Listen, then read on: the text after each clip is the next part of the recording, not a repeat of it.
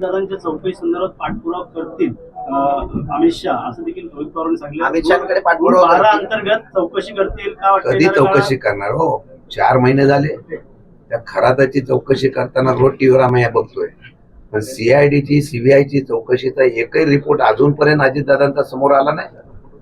तुम्ही जर त्याच्यात येस किंवा नो तरी सांगा, प्राथमिक चौकशीच्या रूपामध्ये काय आलं ते तरी सांगा ना. हे प्रकरण असं दळबळ जाणार आहे. महाराष्ट्रातल्या जनतेला जे काय अपेक्षित उत्तर आहे ते उत्तर मिळणार नाही अशी आम्हाला शंका आहे. ते जाणीवपूर्वक हा प्रकरण हळूहळू लोक विसरतील अशा भ्रमात ते आहेत. योग्य वेळी त्याचा जाब जनता 100% विचारेल.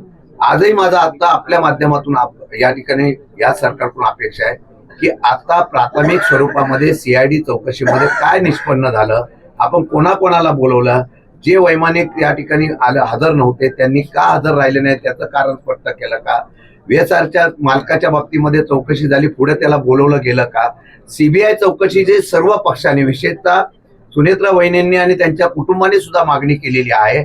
त्या सीबीआय चौकशीची अजून लगेच दखल घेऊन सीबीआय चौकशी का केली गेली नाही, ते स्वीकारली का नाही किंवा चौकशी मान्य केली का नाही याचा सुद्धा खुलासा अजून झालेला आहे.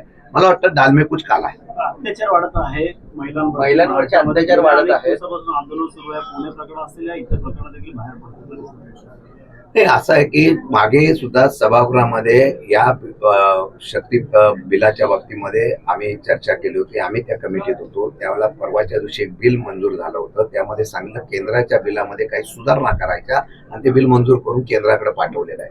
कायदा झाला, पण त्या कायद्यामध्ये परवाच्या दिवशी बघितलं असेल आपण, फास्ट ट्रॅक मध्ये चालवलेले केसेस सुद्धा 3-3 वर्ष अजून चालू केलेले नाही. म्हणून आरोपीला मोकळीक वेळ भेटतो.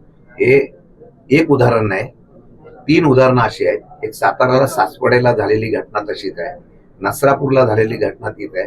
आरोपी बाहेर आला, 3-3 वेळा 30 गुन्हे केले गेले. त्या आरोपीला परत ते गुन्हे केल्यानंतर अटक केली जाते आणि तो परत पॅरोलवर बाहेर येतो. परवा सरकारने निर्णय घेतला आता पॅरोलवर अशा आरोपीला सोडणार नाही. म्हणजे आता मला खरं म्हणतं तर त्याचं निर्णयाचं काय मला कळत नाही, पण तू पॅरोलवर आता त्या आरोपीला सोडू नये अशा प्रकारचा कायदा तो पॅरोलवर घेऊच नाही. 1 महिन्यामध्ये किंवा 2 महिन्यामध्ये त्याचा निकाल लावून टाका ना. परंतु तो निर्णय न नेता असे निर्णयाची जर प्रक्रिया करत असेल तर सरकार कमजोर आहे. आणि आजही सांगतो, राज्य सरकारच्या आशीर्वादाने ज्यावेळेला डिपार्टमेंट काम करतं, माझ्या पाठीमागं कोणतरी आहे, त्यांच्या चालीवर ज्यावेळेला पोलीस यंत्रणा चालते तेव्हा कायदा सुव्यवस्था निर्माण होतो. सर, राहुल गांधी रिजेक्टेड माल आहे असं वक्तव्य मुख्यमंत्र्यांनी केलेलं आहे. नाही, असं आहे की विरोधी पक्षामध्ये विरोध करायचा हा त्यांची भूमिका आहे. मला वाटतं जनतेने आता निर्णय घ्यावा, कोणाला रिजेक्ट करावा असं मला वाटतं.